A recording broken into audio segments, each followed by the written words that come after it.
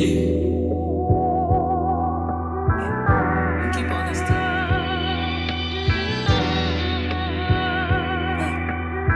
heavy is the head. I see the boat throwing. I'm too full with it. I gotta keep going. Kobe with the wins.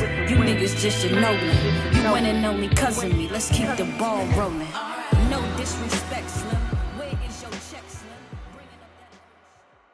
Welcome back to another episode of the You Weren't There podcast. I'm, of course, your host, at Mia Was Here, 5 underscores. And you can make sure you like, comment, subscribe to us on YouTube, and make sure you follow us on IG and TikTok at You Weren't There podcast. We got a great show for you today. I'm going to swing it to my co-host, let him introduce himself, let our guests introduce themselves. Make sure you give out your social media when you do, and we're going to go ahead and get started. Chaz? Yo, what's going on, families? It's Chaz DL here for another episode, and we got some special guests with us. Before the show, we had great conversation, me and these brothers, man, and I'm ready to get the show started. So let's start with the introduction. Let's get it. All right, y'all. Much love. My name's Dave Robb. Definitely happy to be here. Thank you for having us. Thank you for having me as well. So my social handle is Dave Robb with the number 2 ML and the number 2 H. That stands for Too Much Love to Hate, and that's what I got. That's what I'm bringing to the show. Peace. I go by Andrew Jackson. My IG is Andrew_B_Jackson. You know, I'm here representing from the Eastern Shore, representing Maryland, the whole DMV, showing much love to everybody worldwide. Peace. Word up. Bless up, every goodie. I am Jah I Witness MC out of the 804 VA. You know what I'm saying? It's a blessing to be here with the folk. You know what I'm saying? You can find me at Jah, Jahi Witness, you know, at Instagram. Check. For sure. And I know all of you guys are a part of, you know, what I think Judah has been doing for years in this city, right? We had Judah on here not too long ago. Judah's a special person to me. He's family, literally. Yeah. And I think, like, what he's always tried to do in the city and his understanding of really, like, the uniqueness of, you know, what comes from the structure of this is important. I think for so long, and I'm young still, so I was always of the mentality, like, we need infrastructure. And I think what Judah has really emphasized more now than ever is that we already have it, right? Your infrastructure is your phone, right? It's your laptop, it's your computer, it's what you already have. That's right. And I think, like, really the place in which we're trying to build infrastructure now is in uniting collectives, right? So that's why I think it's important that each one teach one, that we reach out to each other, and that if there are multiple collectives, which I think we all know to be the case, right, that you combine, that you have those conversations, that you combine your efforts so that everybody can tap into each other, right? So starting at that point, right, and as people who have been a part of, like, what Judah has been trying to build, have been a part of his creative efforts, tell the truth. What you really think about Judah? Who starts? You can start with you, Dave. I love Judah, man. Judah has proved to me that there's things that I thought I was expert at that I was able to be, you know, told, like, there's more things that I can bring out. He sees things in me that I knew were capable, but just to answer it really blatantly, I love him because he supports every single thing I've done. He sees my vision, but he also adds to it. So the adaptation of him in my life, not just that, as we have these conversations he was just talking about we had out there, we have those. He provides, like, an embodiment of not only of the village, the community, but he reasserts you. And you got it, but I got you, and we can definitely find different ways to bring you more out. And he also gives guidance on how to make sure you reach the people you haven't been able to see or touch. Andrew? Yeah, yo, I love Judah for sure. When everything was ready to jump off for me, he came in and scooped me back up and encouraged me to continue with the music. And I told him I wasn't going to create music or do anything with music if it wasn't for him. So I was locked in with him like a family, you know, and that's why I always network with the people who he brings around and follow his movements. That's why when he sent me the link to you guys, I reached out because I look at him as, like, my guide through the musical thing. You know what I mean? Because we don't know everything, and I'm not even trying to know everything musically. I'm trying to do my part around people I can trust. You know what I mean? And my slogan is "In Judah We Trust," because I'm rocking with him, and I just feel like he got my back. You know, and that just feels good, like a psychiatrist or someone who you can talk to. And Judah gets it. You know what I'm saying? If you work with him, you know he kind of gets it. Right. And like you're saying, he brings out you, and through the music, you know, and help you reach the avenues and the things you don't want to do. He shows you the benefits and shows you the rewards of looking at it from that perspective in a comfortable way. So sure. I give nothing but peace and praise to Judah all the time. So Jah, you gonna break the mold or you gonna? Nah, I gotta echo what the brothers are saying. They right on point, right and exact with it. It's amazing to see the brother community building, because that's, you know, that word's been going around all day. This is really what is becoming community. You know, I'm not originally from here, so it's real comforting to be a part of a community finally. You dig what I'm saying? I got the highest of praise for the brother Love as well. You know what I'm saying? He's a professional's professional. Yeah. His efficiency, you know what I'm saying? Like, I do a lot for people, but who's gonna keep me on point? Right. That's the only brother that I've been able to keep me on task, on point, and help me get out of my own way. You know what I mean? For sure. yeah, And I think Andrew, you said something that I find to be very valuable, right? Trust. yeah. I think In when this you look business. at music as a whole, right, it's not the most trustworthy business, right? No, It's no, a lot no. of foolishness from the top to the bottom of it, right? At the top of it, you talking about, you know, contract negotiations, you talking about how much you paying for lighting, for sound, how much the door is getting, how much the venue is getting versus how much they giving you, right? And then on the other side of that is the people that you deal with in the studio, right? The most valuable part of it all.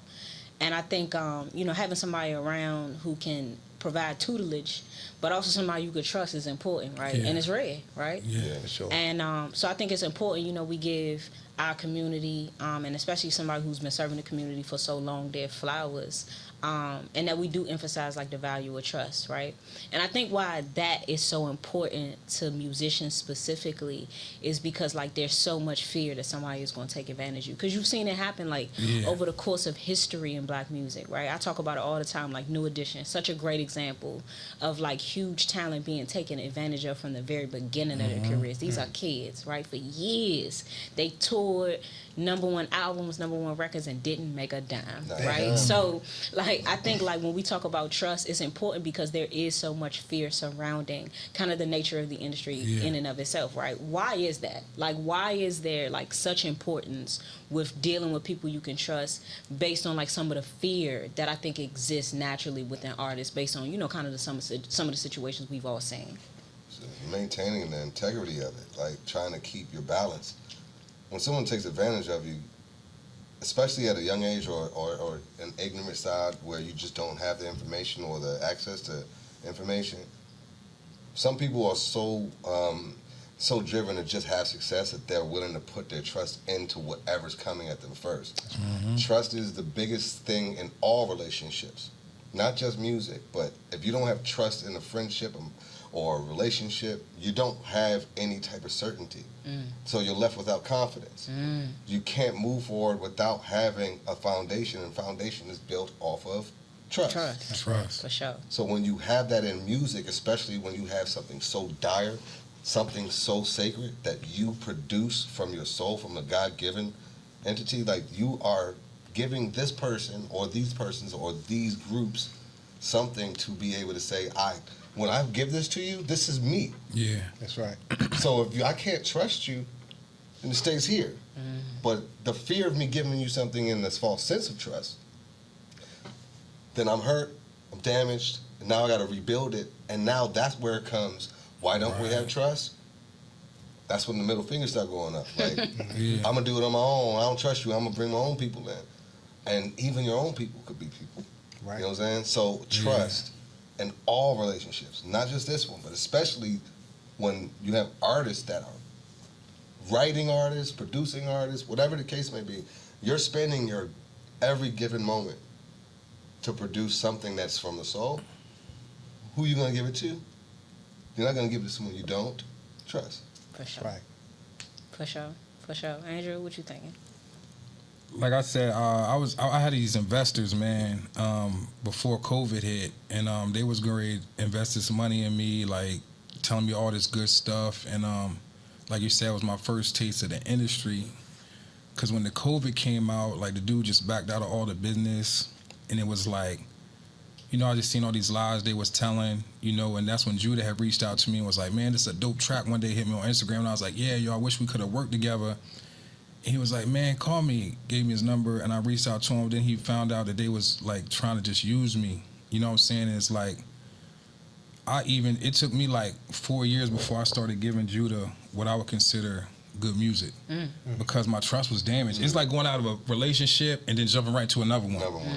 You know what I'm saying? It's like these people was telling me I was ready to be the East Coast Kendrick Lamar and the next big thing since DMX, and I'm ready to be that one.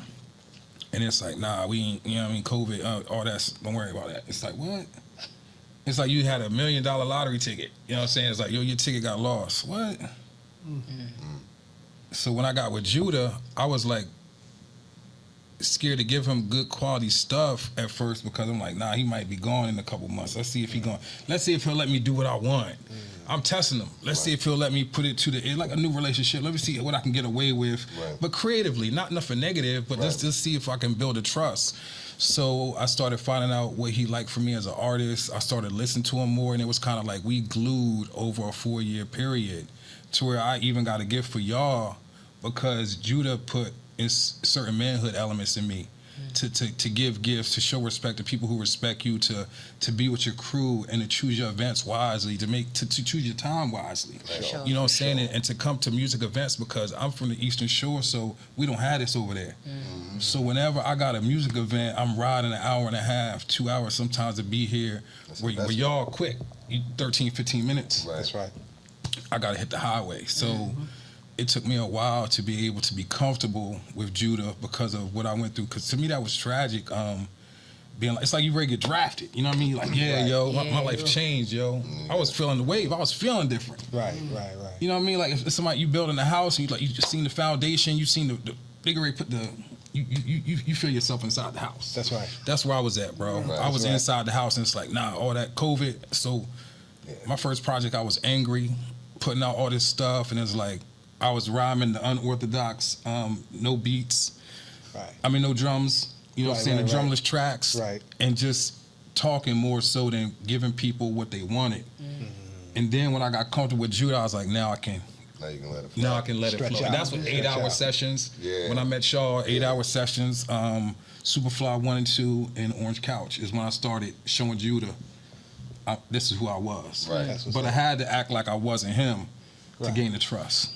To be like, if I show you who I am, will you still stay by me and not leave? And I feel he feels the same way, dealing with artists who once he blows them up or gets them to a certain level, they leave and don't mention him. So I always give him praise and mention him as much as I can. See, and that's why I praise. always want to work with him, just to keep it in-house. Now, I just wanted to add, since we're speaking about Judah, man, he's one of the people I think sees the God in the person. He settles on the best part of a person. Right. Yeah. So that's why I just want to shout him out on that, because he don't let that jade him one bit at all. He always going to try to get the talent out of people. Yeah. And that's what he key in on. Yeah. He know you talented, and he wants you to utilize that gift. Yeah. And man, I got nothing but love for Judah because Yeah. you know everything brother said is same with me. He's Right. solid, For Yeah, sure. so he's For solid, bro. Yeah, And I that's a think shit. too, like Shit.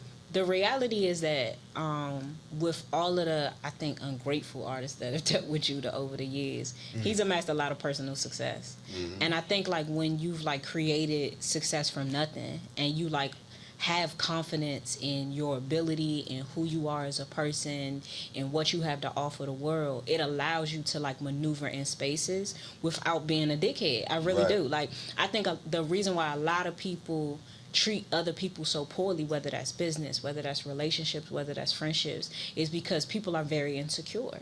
And I think that insecurity translates into like, let me hurt you before you could hurt me. Exactly. I'll beat you to the punch. Let me take advantage of you before you Right. could take advantage of me. And I see that a lot in music in particular. And music is so deeply personal.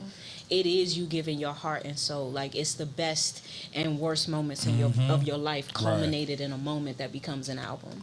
Exactly. And I think, like, as somebody who did music for so long, who had the pleasure of working with Judah, but really who just has had the pleasure of just like having conversations with Judah. That's something that I got from him without ever saying it. It's like when you really feel good about you, you're able to like treat people fairly and to show people like genuine love, because that's really who you are as a Right. human being. Right. But I find that a lot in music, like it's a lot of hurt souls, right? And that's kind of like almost like foundational in music, Yeah. right? It's Yeah, a lot yeah. of hurt people that translate that hurt into music, and it becomes something amazing, and then becomes relatable to other people, because there's a lot of people hurting in the world. And That's so right. you able to take this, ingest it, and say like, this has sold 1 million records, not just because it's the hot thing, right? We in that era now. Yeah. But I think like when you look at your favorite music over the course of a lifetime, it's music that people didn't hear for years, right? Music made in the 70s, the 80s, and the 90s that became big hits later on, not because it was like this thing of the moment, but because it was real and people Yeah. felt Felt it, something. right? Yeah. It made you feel something. Yeah. And to me, that's always the most important part of music. And it's also the most important part of your relationship with your producer. I think people forget that. Like, I think the right producer-artist relationship is really almost like a group. Oh, it is Yeah, for sure. that's why for you sure. see a lot of like, combinations of that. Said person with said producer, For sure. and a lot of people are starting to gear like, instead of dealing with multiple, they feel like once you have a connection and the connectivity of that, then it's like, okay, let's capture that with this project, and then either continue that or find that. But it's very true. For sure. And then also, too, like, the beauty of, like, a consistent producer that you can build with over time Create is a that you sound. got somebody that, like, creates a sound because they really understand your story. Oh yeah, Right? yeah, It's easy to just go in the studio with somebody for 6 months and create something based on like the things that are happening in their life right now, right? But I think a big part of the reason why artists who have had such amazing albums, right? When you look at Confessions, like Usher has never had an album as good as that since then. And I think a big part of that is because he has not really worked with JD consistently Right. since then. I think like somebody who's like seen your journey, knows your journey, knows you, and then connects that through music is equally as important as the words you put on that page.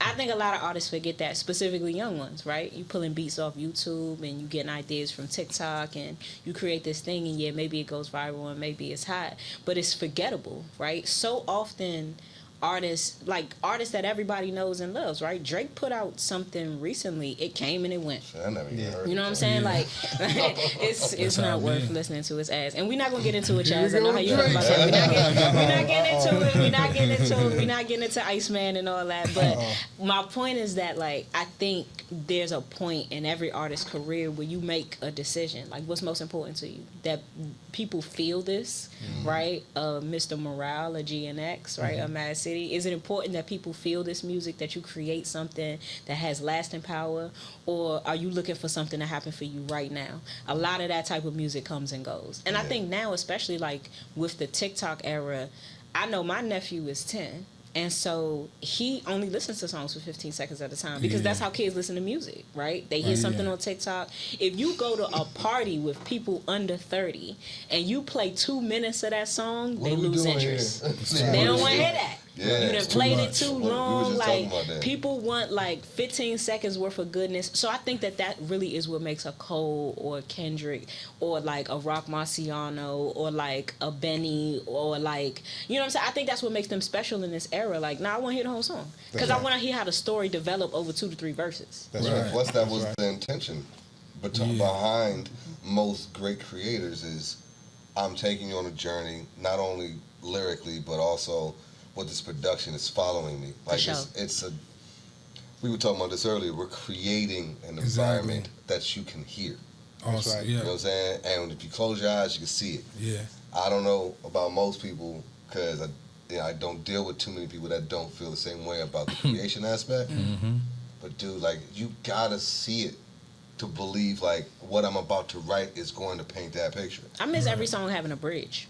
Oh goodness gracious! I really feel like we yeah, lost well, That would we take lost understanding We're that. gonna song talk later. structure. I definitely want to talk You know? about that later. But yeah, definitely. If I could tap in a little bit on the trust thing, What you want to do?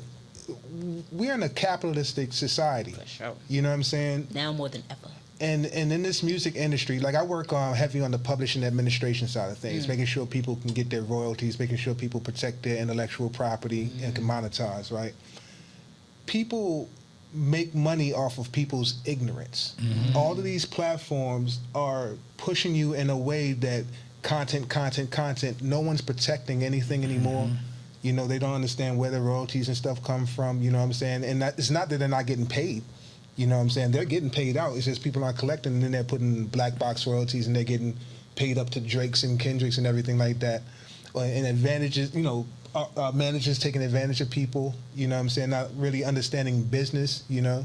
So it's a whole lot of people, and that's what the industry has been created on. They got taken advantage of, so that's all they know how to do. For sure. Is to take advantage of other people. For sure. And I tell everybody now, like, because we have a lot of new artists that come on the show too, and I tell them all the time, like, you got to be careful with these contracts, like, because the reality is, like, labels are just banks. That's it. Just banks. They are very large, very well-connected banks with higher interest rates than the average credit union. You have taken out $1 million loan with a 35% interest rate. Crazy. Mind you, in a society like this where the dollar is worth less, right? I don't be paying attention to shit like this, but I'm going to give you some game because I'm an accountant in real life. Is it worth less or is it worthless? Depending on who you ask. Right on. But like from an international perspective, the dollar is worth less than ever before. So as a result of that, right, interest rates increase so that you have to pay more, right? People been paying student loans forever. We have this narrative in this country of like, oh, these people don't want to pay their student loans. They want to use my money to do it, and that's why you vote against it because you don't want to help these people. That's bullshit. The truth is that there are people who had a $25,000 loan. They've paid $100,000 over the course of a lifetime and are still paying on it, not because they don't want to pay their bills, but because the interest rates are what you're paying on. Same with your house, right? I own a house which has a fixed interest rate, praise God, and I bought in a different market from now, right? But I have like a 3% interest rate. There is nowhere in this country you could go and pay 3%. Nowhere. Yes, I know. Look at your face. See? Show me. There's nowhere you could go and pay 3% interest. The national average is 8%. And you're going to get less than that if your credit not good. Which is why this society is based solely on credit. They don't even use that in most of the world. You know what I'm saying? Like, this whole thing is built to take advantage of you. So you need to know your business. And I think that's where Judah comes in and where he's so valuable. It's like not just being able to help you to dig into yourself, to find yourself musically, but also like to give you game so that you don't get taken advantage of, so that you understand how this all works. And like, I get that, like, it's easy to tell these kids not to sign something when they got families and children to feed, right? It's easy to tell them what not to do. But on the same side, you know, you get $750,000 right now when it's really worth 2.5, and somebody held the rest of that, and all you ever got was that $750,000, That's right. and that's recoupable. That's right. You know what I'm saying? Because you didn't get a bonus, you got an advance. You know what I'm saying? Advance has interest on it and it's recoupable. You got a $750,000 loan at 30%. That's why they signing youngins. That's why they sign youngins. And by the time you mature, you've seen the world, you've dealt with the business a little bit. Or what? You're out of here. You're old, and then they don't want the youngins to communicate with the elders. You know what I'm saying? So it's there is this push mentorship. that like, we don't want y'all talking to them. Now you need to be talking to these ghetto boys and these Scarfaces, and like you need to be talking to them so you understand like what happened to them. That's right. They push this like music is the most ageist career or profession in the world. Our music specifically, right? Because they don't do that to country artists, we know, and really they don't do it to pop artists. NSYNC was supposed to have been gone on tour. I think that it's starting to come back, and only if, and we're talking about hip hop, and we're talking. I think even R&B started having a better success about a decade ago with like, you know, regurgitating like tours. We're just starting to see like ageless, you know, high operating MCs being able to have quality albums. The Clips, for example, they're in their 50s. They're in their 50s. They're the most obvious example. However, when you have still aspiring, independent, underground, and or whatever you want to label it, the thing is that I can't do music no more because I passed the age. Which was, 16, 17 years old to about 26. You might be able to threshold around 30 and then get up out of there, collect your check. Now, it's like, the people still doing music at our age and our era are doing some of the most substantial music, some things that are still transferable, relatable, and the most qualified music. That's right. You notice if you see a young artist, and I'm not going in on them, but it's harder to recognize quality, longevity, and not for the moment, like clickbait stuff. What I'm trying to figure out is why it's been that long. Because you still got the LL Cool J's who dropped his GOAT album. He was damn near 50 when that happened. For sure. But he was one-on-one. What we need is more people like the Busters and even the lower end sides. Like, we need Black Thought to put out something. We need, Nas, he's been doing his thing, but we need more of our still higher operating, MCs to come out with something. Well, we finally got elders because we're still a very young It's the art first, form. it's the first time we ever Something had that that. Judah taught me and reminded me Touche, of. yeah. Right, First and especially generation. in this area specifically, right? Because a lot of y'all are not like directly local, right? But Judah was explaining to us on the show that he came on. It's like we are really like first generation hip hop. That's right. Yeah, Right. When you look at like the we New talked about Yorks that. or even like the Chicagos, right? They have had like my granddad went to high school with Russell Simmons. You know what I'm saying? So like my grandfather like was on the block spinning with Kool Herc. You know what I mean? So there's like a generational thing that exists in a culture like that. Whereas DC, Maryland, Virginia specifically are first generation. They're like I would say that probably like maybe if you go back to like Nonchalant is the first generation of like Black success. Indians, And like when you really think about it, but when you're talking about like on a very large scale, right, millions of records, Wale would be the first. Yeah, very And so right, yeah. when you talk about like your first generation of successful artistry being somebody who's not 40 years old yet, right? Yeah. That is a part of the conversation, right? That we first generation and that we don't have predecessors to teach us how to do that. And I think that's even more true when you start moving into the Eastern Shore, when you start moving into Virginia, right? There's nobody to teach you. Right. And I think when you don't have anybody to teach you, it's easy to get taken advantage of. It's That's for easy it's easy to like when you get something all to yourself, you don't necessarily want to join other collectives or pull those behind you. Because another thing Judah reminded me of is the fact that like we give Wale a lot of flack for like not doing his part in building up the area, but we don't say that about Rico Nasty and we don't say that about R.A. Lennox and you know what I'm saying? Which I think is all facts. It is. You know what I mean? Like I never heard anybody criticize R.A. Lennox, and she got a lot of mouth these Or days. Logic or any of them. Hold on, Or she from Logic or here? any of them. Oh, Yeah, she is. R.A. from like Alexandria. Yeah, Oh, she's, okay. but and that's also another thing. Like we were talking about this when you were setting up, that we are we were talking about the scene, which was 2002 through maybe 2018, 17, where it was you couldn't go to U Street, you couldn't go downtown without seeing your peers all the time. For sure. But we were the first ones at 18, 19, not scared to say I'm a rapper.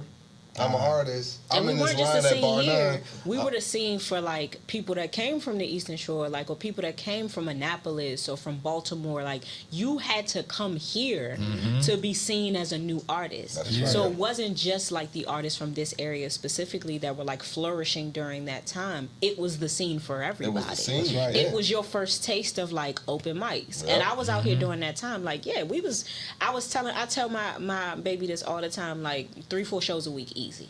Oh, what did I Open say? mics. There was something You every day. Yeah, yeah. 3-4 shows a Every day. week. You could be somewhere Monday through Sunday. I'm telling you, it was something going on every day. Like you could easily do 3-4 open mics a week. And also like it was a time where like people did connect. Yep. And I think that that's something that's missing because we are in like the digital age. Sure. So you don't have to like, which is the thing that Judah is talking about. Like infrastructure is really collectives. Right. Infrastructure is communities combining those efforts to like build something that's great. If you got a big following, but you don't have like a big like presence like in person, then you need to connect with a collective that has a presence has in that. person so that you can like, you know what I'm saying, start to connect. You can tap into their followers online and build something like that, and you can tap into them so that you can start doing showcases. You need the experience. You gotta have So it. many artists have like blown up and then done live shows. Even to this moment, a lot of y'all are terrible. That's the reality. I've seen a lot of you live, and a lot of y'all not good. It's a lot of trash on these stages.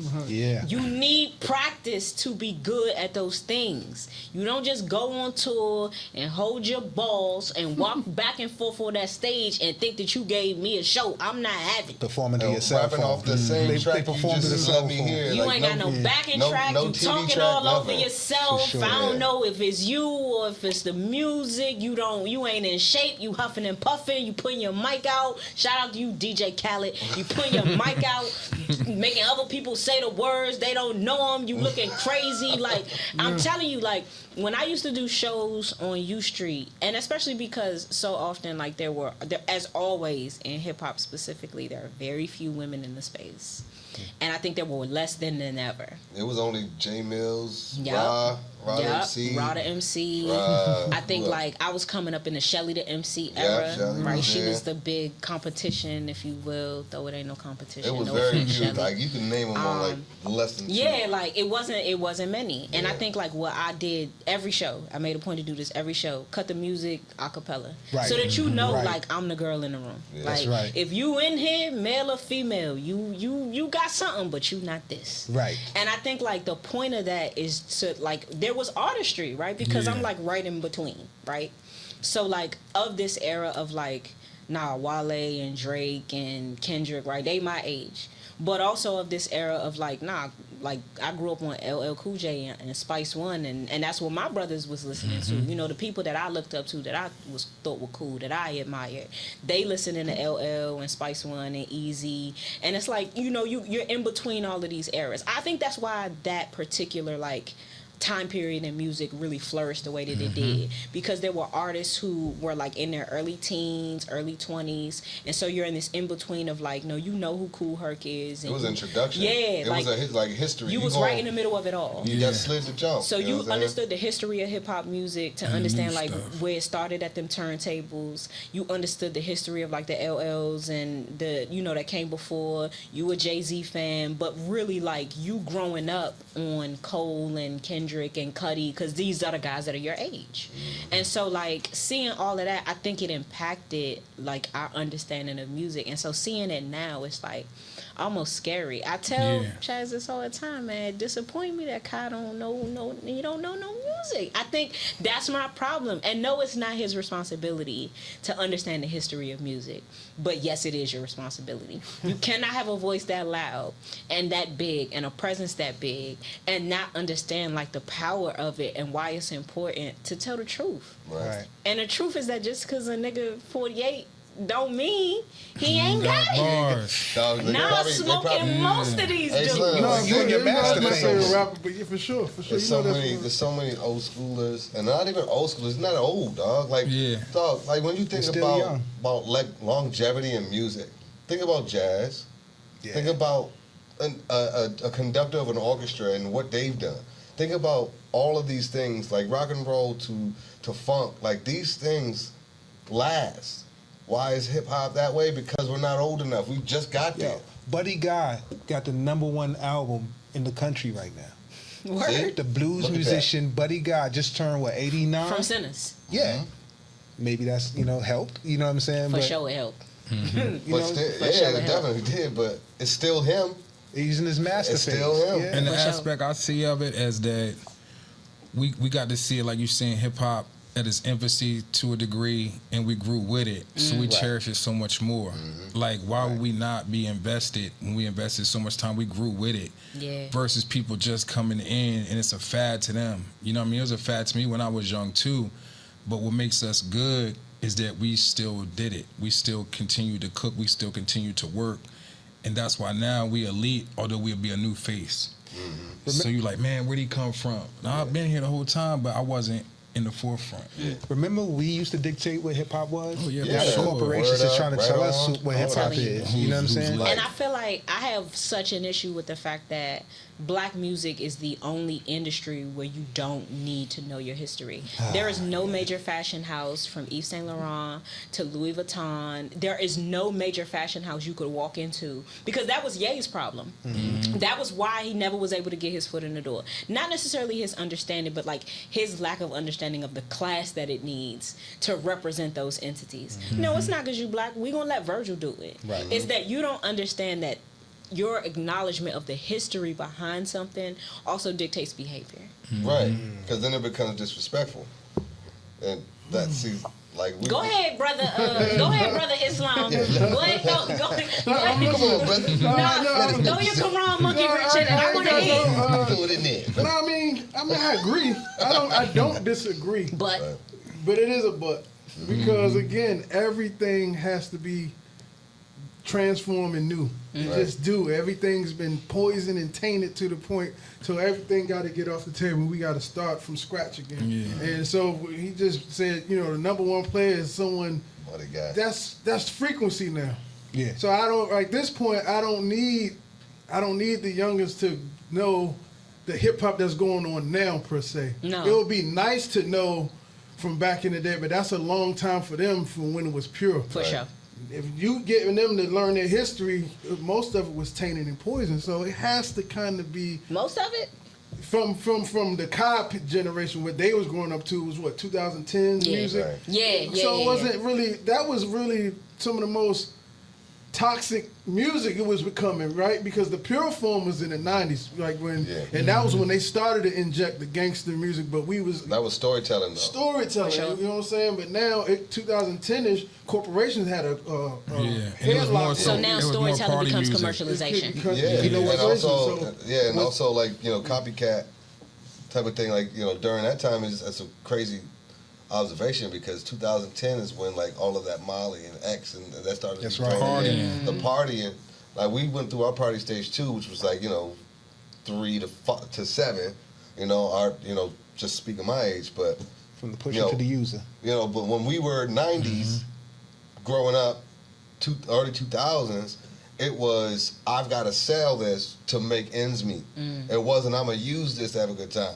It was more distribution for means to an end so I can get on whatever. And it wasn't all good, but it was still like storytelling my scenario. Nas told stories. Like DMX told stories. For sure. You know what I mean? Like Big Pun, all of these, and a lot of the influence came from New York. You know what I'm saying? Of course. My first influence was from New York. We didn't have nothing here, like you said. No one to reference like, oh, he's speaking about or she's speaking about this. For sure. So we were referring. Because it was us- really go-go bands that was flourishing. Yeah, during and that time. that was regurgitated, stuff. Yeah, You know what I'm saying? regurgitated radio music. And it was like get the tapes for this date, whatever. But what I was walking to school with, in my anti-skip protection CD player, on my Huffy, whatever, like that's these are the things. I'm rocking out to Onyx. I'm rocking out to Shut 'Em Down. 98. Forget about it. That was a good year. You know what I'm saying? For music. So I might be a little bit older than you, brother, right? But I'm gonna ask. Y'all remember when NWA came out? Yeah, but I Yeah. was definitely in All right. elementary school. So I was fully aware when my pops gave me my first hip hop album, and he's a reggae musician. You know what I'm saying? The first hip hop he gave me the first 2 was Cool Mo D, and I'm gonna stick with in Public Enemy. Cool Mo D and Public Enemy, right? So right after that, then NWA came. You know what I'm saying? They were supposed to be gangster rap, really controversial. Go back and listen to NWA right now. They're kicking like it's political. You know what I'm saying? It was controversial at the time, but compared to what they consider controversial now, I'd much rather my children listen to NWA than I you know might what I'm saying? argue that NWA was really like a less censored version of like Melly Mel and the Furious Five, right? If you think about Beat Street, right? Yeah. Show y'all know my shit, right? And you think about the flow that Ramon's best friend, I can't remember his name from the movie, right? But when he was on stage spitting for the gathering for Ramon, right? Because Right. he had died on the subway, right? That whole flow, I still remember it now. This is like, I don't even remember what year that was. I saw it in college, which was like 2009, 2010. Right on. It just came on public TV, right? Right. This is back when you had channels, you know what I mean? You ain't get but 15 channels when you was in, shout out to Frostburg, you ain't get but 15 channels, you know what I mean? You had cable in your dorm room, you got 15 channels. Right. So it came on public access TV, and I think like the opening of that verse is like, a newspaper burns in the sand and the headline reads, "Man destroys man." Extra, Right. extra, read all the bad news in the war for peace that everybody will lose. Rise and fall, the last great empire. Sound of the whole world caught on fire. Ruthless struggle, desperate gamble. The game that left the whole world in shambles. This is all shit happening right now. shit. This is the 80s. You feel Yeah. me? Yeah. So what I'm saying is, That's Melly Mel, because that's who wrote that. That's right. right. It's an actor spitting it, but Melly Mel and the Furious Five wrote that. I mean, the right? message. Alongside, Right. exactly. The Yeah. message. The message. That's what I'm saying. I will argue that NWA is like the continuation of Melly Mel and the Furious Five, a you. less censored version of that. I feel will you. argue that Kendrick is a continuation of that. Yeah, There sure. is Right. importance in history. For sure. Because when you talk about what's happening right now, what matters right now, this is why I never agree with you, Chaz. Because like I feel you, I 100% feel you. But when we talk about like what is great, what is important, what is meaningful and significant right now, it is a continuation of what occurred during that period. So I do think history is important, not because we don't need a new like version of all of it, but because I think like without understanding your history, you are doomed to repeat it. No, I agree with you. I never said history not important, but I ain't mad at the young man to that degree. Because again, like you said, it's not really his fault. Facts. Again, it's the OGs if he have any Also- around him. Kai is to be fair, Kai is gonna be the OG streamer, if you will. Him, DDG, they really like the OG streamers at this point. New streamers popping up all the time. As young as they are, they the OGs in that. That's right. So they don't have like a blueprint for how any of this They should be are done. They are the literally the blueprint. They're blueprint. creating it week to week, month to month, every Right. single day. We are watching them create history live. Right. That's So a fact. I feel that, but I didn't mean to cut you off, Chaz. No, I I'm just with I just you. want I to say agree why I with feel you. History is important. You're doing a repeat. I know that for sure. I was just, I get why he don't understand history as it stands. And then again, it's not the newer generation. I never fully blame them completely because it was someone before them that ain't do their job. Facts. So now that we have knowledge, we got to pass it on to the next so they don't fumble the ball. Have to. So I'm with you though. I do, and we have to go back to the root, to the history of it when it was pure from. And it's funny when you speak about Islam, though. People don't know the history that it played in hip hop at all because it came from that. For sure. Zulu Nation, Tribe Called Nubian, all that, the message that comes from Islam. Even that era of like when Ice Cube left NWA, right? He like that's who was protecting him, the Nation of Islam. Right. So like, yeah, important to the history of hip hop because really NWA that stopped almost all of a sudden, right? Because they had so many money problems. Shout out to Jerry Heller. But like when he like moved forward, his greater understanding of the world of politics and then of himself was in large part due to the Nation of Islam. So for sure. I mean, Ice Cube and Public Enemy used to run like this. Yeah. From Burn, Hollywood For sure. Burns. You know what I'm saying? I mean, Dr. Khalid Muhammad, or Minister Khalid Muhammad in Ice Cube. You know what I'm saying? Was running thick for us. Minister Farrakhan. You know what I'm saying? Like. Islam has always been in the 5% nation, of course. Yeah, has always been a absolutely. huge part of hip hop. You know what I mean? Even from the Buffalo b-boy stance to That's where the b-boy came Yeah. from. That's where it comes from. Because the men on post security they used to stand like that. Right. They call it the b-boy stand. That's where it come from. Do you I guys didn't know that. Do you guys feel like history? do you guys feel like 80s, late 70s babies, now the OGs technically wow. are failing our new, like our latest, because I ask that because not only in parenting, like just the youth, but in an aspect even as it becomes to entertainment, writer, artist development, I don't know if the mentorship has continued as strong as it was before with our leading people. I think we're like we talked about this in another room, how we're the last generation of respect and fear, but it also last generation possibly with information being told from a stranger and or neighbor, right? I believe we're stepping up because, like I said earlier, we're still young. I mean, we Right. just had the 50th. You know what I'm saying? We're just reaching the Jubilee. Right. There were no elders. You know what I'm Right. saying? Like you're saying, we are the elders. For you know sure. what I'm saying? And we're aware of this and we're trying to do these things, but we're fighting a whole lot of, ageism. As we spoke to earlier, you know what I'm saying? We got to learn how to respect our elders, but also the elders, you got to learn how to respect youth. Because I remember For sure. what it was like when it was coming down on our heads for hip hop. You know what I'm Right. saying? Like For I remember that, and I sure. try to be mindful not to just bash their expression. Yeah, that's, you know that's what I'm my saying? approach too. I can't do it, but sometimes it's like, really? You know what I'm saying? Like that's what we doing? But Nah, gotta I guide oppose them. that. I think that's the other side of it, right? It's like, were the elders, so I can only speak for like the scene here, right? So I remember being in my late teens, early 20s, doing music here, and I remember a lot of the elders, and I ain't gonna say no names because some of them are no longer here, but I remember being taken advantage of. Right? I remember that clearly by the elders, right?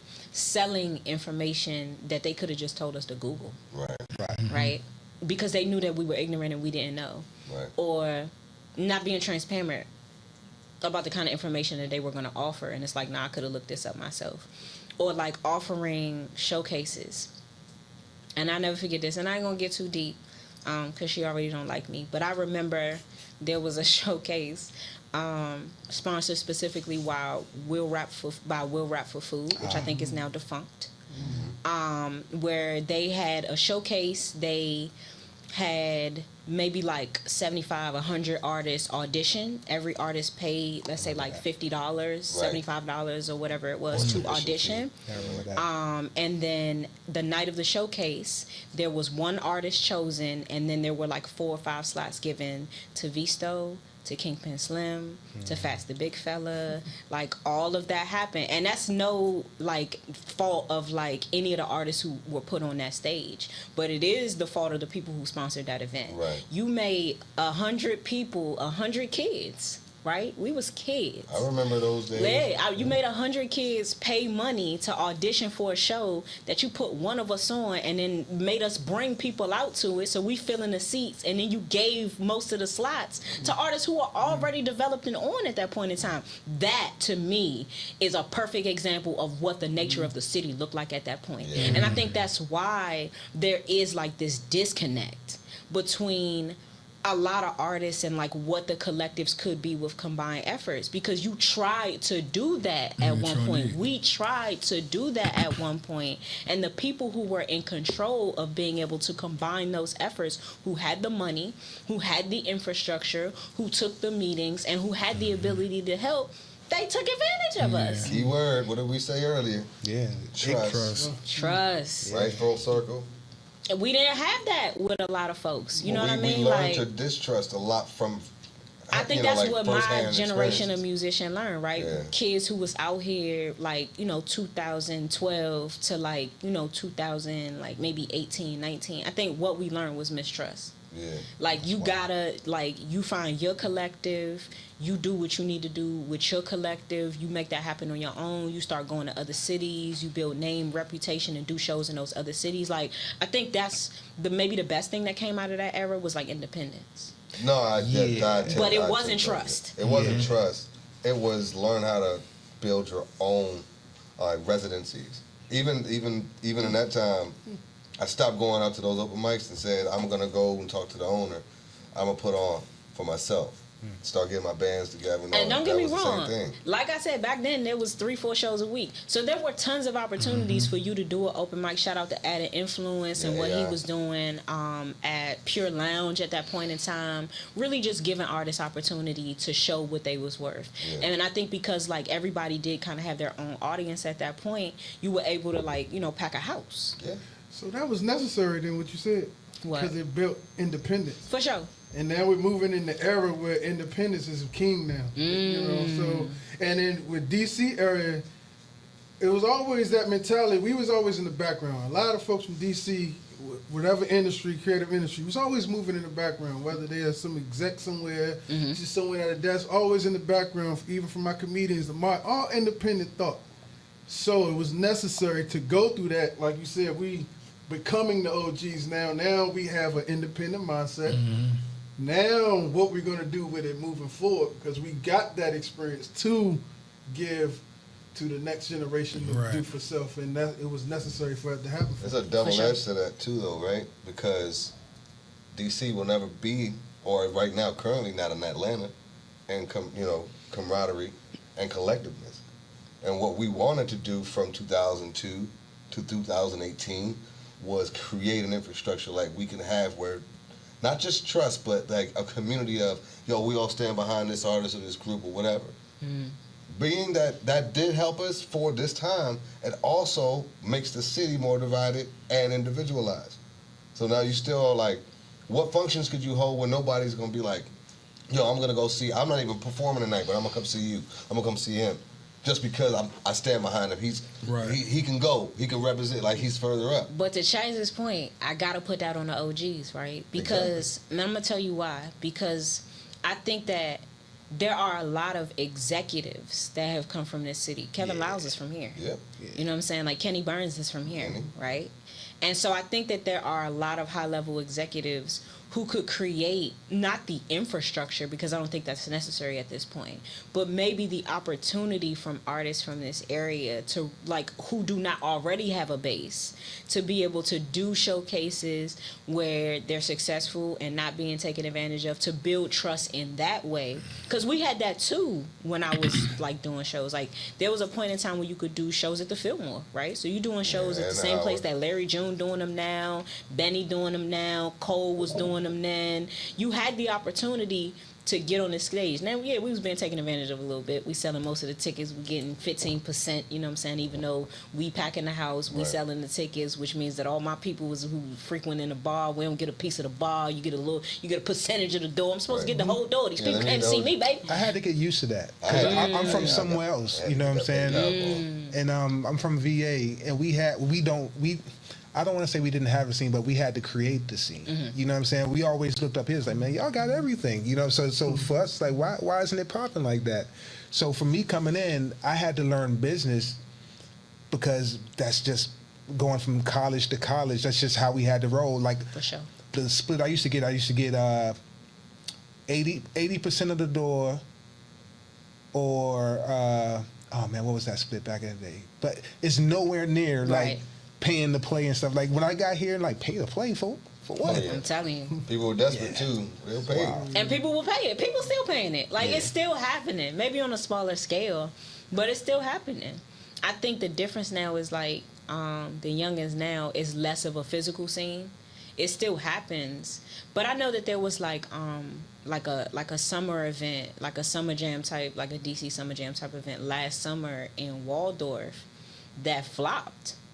And so, like, they've tried to do that here, and, like, it just, like, things don't go well. But I think that is in part because we in the digital age, and it's like, because you don't have a certain following, you don't have, like, a certain level of connectivity, right? Because you could have 5,000 followers, but all 5,000 of those people are paying attention to you, which to me is more important than having 50,000 followers and only 5,000 of those people are paying attention to you, right? The engagement is what matters, right?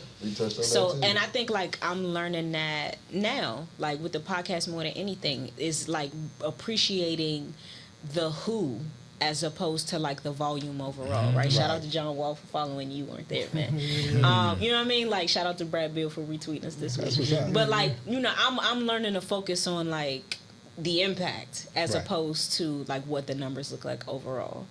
And we do pretty well in terms of, like, who we reach and considering, like, what we, like, the amount of followers that we got. And that's what I'm saying. Like, I try to encourage that, right? If we did a live show today, right, we could pack a 200, 300-man venue easy, right? It's artists with 5,000, 10,000, 15,000 followers in this area who couldn't. Can't do it. Right. So I think that that's what the focus has to be, is, like, can you move tickets to something? Do people want to see you? Are you engaging? Do people like you? Are they interested What's in the you? anticipation? Not how many followers that you have. It's people that got 1 million followers and don't nobody care about you. I was talking to my brother Andrew. You know what I'm saying? Like, I'm not so concerned with vanity metrics and stuff like that. If I can find 100 solid folk For sure. that I can get on a subscription, you know what I'm saying, and just do events for us. I want to know all y'all names. I want to shout you out on your birthday. For sure. You know what I'm saying? So that is so much more powerful than, like, for instance, my father, like I say, he's a reggae musician and things like that. He went maybe about a decade or two without touching the stage again. But back then they were real. When you say followers, they would follow from city to city, not just follow a profile. Sure. So, you know, my father did a show at Dogwood Dale in Richmond, you know what I'm saying? A couple thousand people came out. Wow. You know what I'm saying? Not doing nothing in the longest time. And I'm like, so different. Now, how many people he got online? A couple. Yeah. You know what I'm saying? But that real, like, we're so, we are so scared of the people. You know what I'm saying? We want to do everything to separate ourselves and our lives and show we're separate from the people. as opposed to no, we're with you, we're among you. You know what I'm saying? That's a little difference in the generation. I think that's now. a change in the culture of like what we're creating now too, though. For sure. I think like there was an air of unity in the music, right? That's right. Put your hands in the air, wave them like you just don't care. That's unity. That's like uniting a crowd, right? There were elements that existed naturally in music that brought people together, right? So, like, when I say, you say, like, you know what I mean? Like, there were elements in music naturally that forced people to engage. And now, because everything is digitized, I think, and also, like, I think, too, like, the reality and the obvious point of, like, the era that I'm in is, like, all of this, like, digitalization, it reduces social skills. Yo, so I did a show maybe about a month or so ago, you know what I'm saying? And I noticed something. It was a multi-generational, you know, lineup, you know. I'm busy trying to rock the crowd, move the crowd. Other artists, the younger artists, I noticed they were performing to whoever was holding their cell phone. They were more worried about how it looked online or how it would look on Instagram later than actually built. Like, they had no merch. You know what I'm saying? They get off the stage and just, it'll be other artists high-fiving other artists. I'm like, no, go amongst the people. You know, have something to sell something. People would rather have followers than, like, money. Nah. That's crazy, but it's true. Yeah. That's why, like, because they feel like that translates over to currency. But Daniel, you got to know how to maneuver both. Like, again, we talked about Kai. He really showed you the blueprint. You can do it, right? But you have to put it in work, being, like you saying, connecting with the people, and that takes work. Sure. So people skip that part. Like, he put it in work and let the people feel who he is. For sure. So when first time he popped out, like that time in New York, they came, he manifested that virtual and made it real life. Yeah. And so people can do it, but we skipped this step of putting in real work and letting people know who you are, and you really know and being vulnerable for them, and like she said, bringing value and impact. So you can translate the worlds, but we skipped that work part. Yeah, and I think the other thing people forget about Kai is, like, he has a great personality. Right. I think it's a lot of people that think, I think a lot of people think that just because you hop online and you streaming every single day, like, it's gonna happen. I don't think that's realistic. Like, I don't agree with the perspective of, like, it's gonna happen when you just because you didn't quit. Nah, like, you could keep going forever and it don't work out for you. I don't believe that. I don't think that that's true. I don't care what y'all say. Like, I don't agree with that at all. I think that there's a way you need to go about something in order to make the journey impactful, so that there are results at the end of the tunnel. Right. Not that you just kept going. You could keep going in the wrong direction and never, like, have what you deserve to have. Right. That'll happen if you're not trying to find those people who resonate with you. If you're trying to conquer the radio, the airwaves, the internet and stuff like that, you're always going to be throwing a pebble into a pond.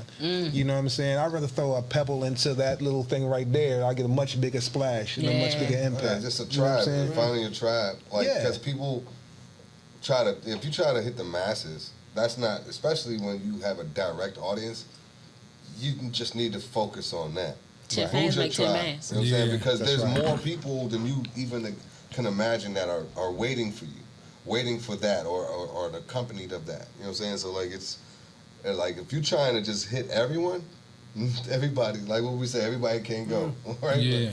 But just focus on who is returning that energy, who needs it, and who deserves it, and keep on with that. You know what I'm saying? In just basic business sense, man, I think a lot of people think organic growth, it happens here and there, but a lot of this stuff is paid advertising on the back end. Targeted, and you got to know who your audience is before you throw money at it. You know what I'm saying? Like, know who you're aiming at. Who ain't even into you. Right on. I'm telling you, ads don't work. Yeah, they do. They work a lot more than you hitting my DM every day. You know what I'm saying? Yeah.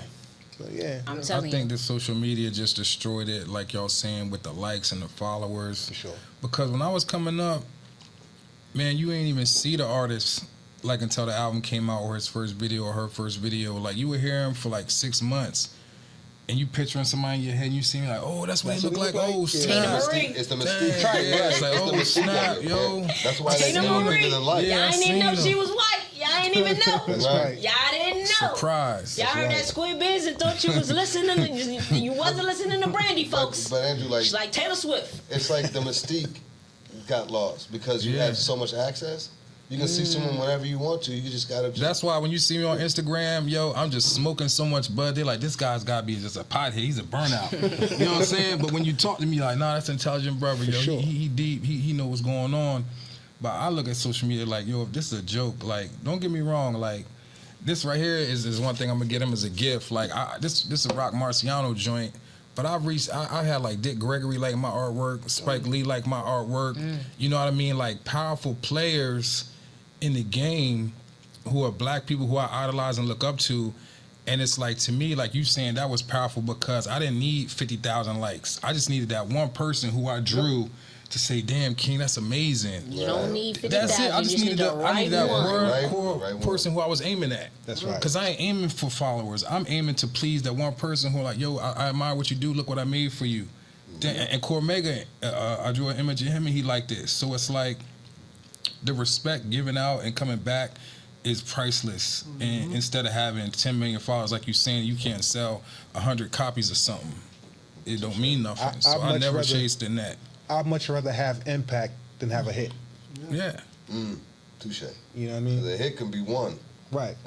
I'm telling Impact, you leaving something there. All the Impact time. is historical. Like, I'm big on impact. I think it's more important, and I think like I said, like 10 fans make you 10 bands. Like That's right. you know the concept that like you need 100 million followers or even 100 million subscribers. We would like 100 million subscribers, by the way, but 100 million. I mean, Subscribe. like, let's manifest. You know what I mean? I don't want to manifest, but the concept that like you need that in order to generate success is ridiculous. Right. It's untrue. It just is not true.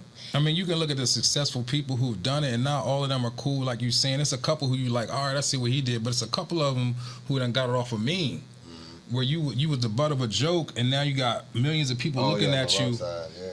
So it's a double But edged also, sword. I mean, let's go into something deeper though. Right? Success equals what to whom? Exactly. Yeah. Because one person could say, I succeeded because I finished an album and I never saw it. Right. And as long as I've completed this, I'm successful. Right? Right. A lot of people are responsibly chasing their dreams. We all have things that we have to make sure of to make sure that we can actually have the opportunity to do those things on the side. Right? We're taking care of things, you know, and it's a collective. But success for some of us might not be the same. There might be a gentleman sitting next to me and saying, I want to be a millionaire from my music solely. Or do I want residual income coming from this along with me, aligning myself in my personal career? For sure. So successful can be whatever you see for yourself. And you don't have to be lesser of an artist to do so. I just think that, like, when you start breaking down what that looks like for people, because I don't want fame. Exactly. I don't want the headache. I want to go to the Aldi's and get my food and go home. For sure. My success is like, can I stop? You know, the corporate side of things that I do to make sure I can provide this opportunity for myself, or is it like I want to make sure that I touch people? What does success look like? You know, My success is just more of what we doing now, like the interviews, because I rap really to do interviews. Some people like, yo, I heard your album. When you said this line, what did you mean? Let's talk about it for 30 minutes. Right. Because communication be Talk about dead. the round table. Right. You know, communication be dead. So it's like, let's talk about it. Let's go into a rabbit hole about this line. Let's talk about the people who influenced it. Let's talk about, like you saying, the NWA, and let's do a comparison to somebody who we didn't think was a comparison, but we can see it. That's right. Can you do that? That's right. Because if you can do that, you can be a great songwriter because you can convince the people. That's right. See, music is really about convincing the people, and that's why it's such a powerful tool, but you got people who will use it to control the people in a negative way. That's why I ain't killed Future. nobody on my album. Nah, never. Nah, I never killed my brothers on no albums. That's I come right. with rapping, with hip hop. Right. And I'm killing where you like, damn, he's good, but I don't have to put my people down or my women down to That's be good right. at making music. But so many people who we even look up to have made a killing off of making a killing. It's nothing but drugs. It's nothing but degrading. It's nothing you can be proud of and be like, yo, I'm glad he's representing for our area, because you out here personifying this gangster stuff, and then you got to live it out. Right, yeah, So it now comes you right in back. your hood with problems. Now you leave the show, you got people looking at you, coming after you. When I come to a show, I just want to do MCing, poetry, uplifting people, show you the black man's excellence. When I put these words together, because we didn't start speaking English, this is a language we adapted to, and look at what we're doing with it. That's the stuff I'm rapping You for. talking about talk. Right. Yeah, that's why I'm rapping. To be like, oh, he wrote that. That's deep, because it's more than just my attention. I'm not here for my attention. I don't like attention. I'm here to show you black excellence so that you be excellent. You be like, yo, he did that. He's still old and kept going. I'm going to do my hobby. Right. I'm going to go home and draw this picture. That's right. I'm going to go home and detail. I'm going to go home and make this dress that I make. You know, I want to get into my dreams. That's why I'm doing it. This is a dream when I was 16. Right. I got to live it out. I don't stop because I feel I'm a certain age. My voice still sound good on the record. Why would I stop? You're successful.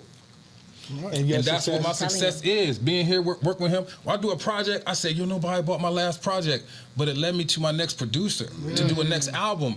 That is the success. It's not always financial. Right. When you're chasing that Preach. bag, you're closing so many doors and opportunities because you're chasing the bag. Right. You going off the beast way. Get money, get money, get money. telling Get a you. relationship with your brother that you can learn something and make better music, because now you got a bond.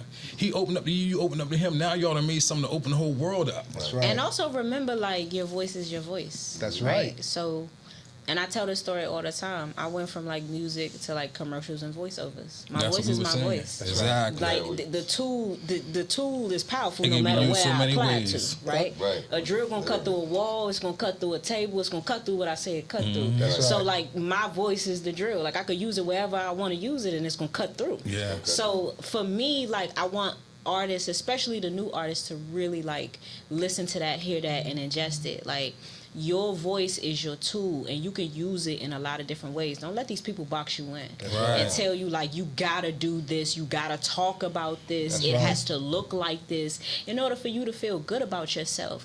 No, if you woke up and you felt like you wrote something down and it was honest, you won the day as far as I'm concerned. Because you know what? A lot of y'all lying. That's Oh, right. yeah. So if you 100%. put some honest something down on a piece of paper and then you went to a studio, and if you was able to be vulnerable, if you was able to get, because that was always my thing. Like my music was personal. I talked about my relationships. Right. They were Therapeutic. They were therapeutic and also relatively unsuccessful at that point in my life.